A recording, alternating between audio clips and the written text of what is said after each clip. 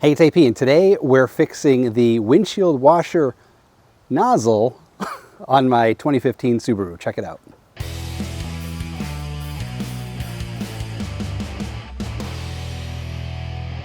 Is your windshield washer not spraying the way it should? Is it doing anything at all? Is it spraying in all kinds of different directions? Well, it could be the actual nozzle itself is broken. My car is 9 years old, almost 10 years old, and over time things start to deteriorate, of course. And that's what I think the problem is with my windshield washer nozzle. So I'm going to replace it today. Now, on a 2015 Subaru Forester, you do have to get your hands a little bit dirty because the piping or the tubing to the nozzle is actually buried within the car. There's a car part over here that you have to remove to get to it. But it's easy to remove. All you need is a screwdriver and a socket wrench to remove these things. So let me take this thing apart and show you how to fix your windshield washer nozzle. Let's do it. Come on, come on. The first thing you need to do is remove the windshield wipers. You just pop these bolt caps off and then take a 9/16 inch socket wrench to detach the wiper from the car.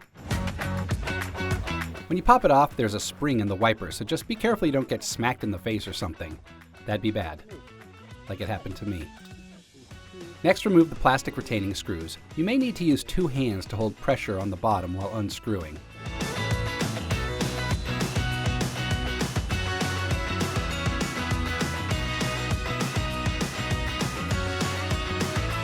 One thing to point out, your Subaru might have clips holding these down.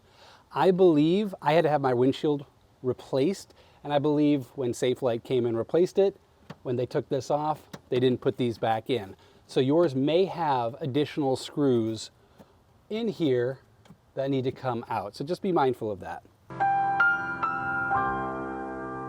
Next, disconnect the nozzle tube from the reservoir.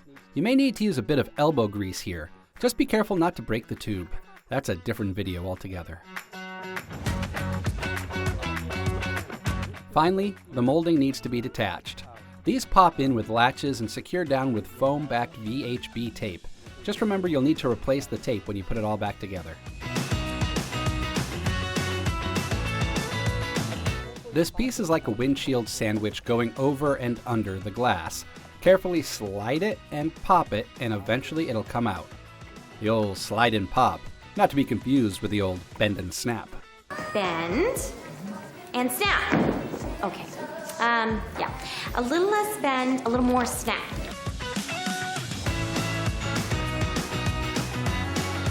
Well, and here's our problem. This thing was completely detached from the nozzle, meaning that there was nothing getting to there.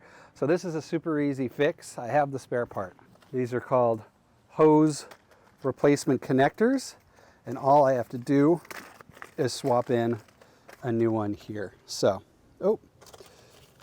and this kit comes with, or this pack comes with a bunch of different ones. So I need, it looks like this Y version here to replace this one here. Carefully pop out the broken connector. There we go, popping again. This took a little elbow grease, but it eventually came out. And would you look at that? This is why I wasn't getting any washer fluid. It was all just spraying under the hood. Plus side, cleanest under hood on the block. Then pop in the new piece, making sure you have it in the correct orientation. Once you feel you have a nice tight fit, take up the slack of the hose and clip it into place.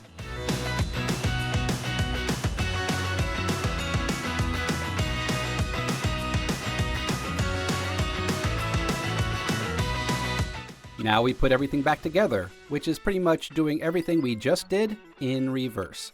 When reinstalling the windshield washer nozzle holder thing, real name to be blasted at me in the comments, make sure the windshield is sandwiched in between the ridges of the part. It just takes some finessing to get it just right. Next, reconnect the washer hose to the pump hose, and then screw everything back down.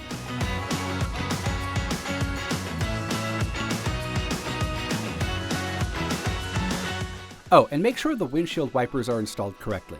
I put mine too low the first time and it was just hitting the bottom of the windshield.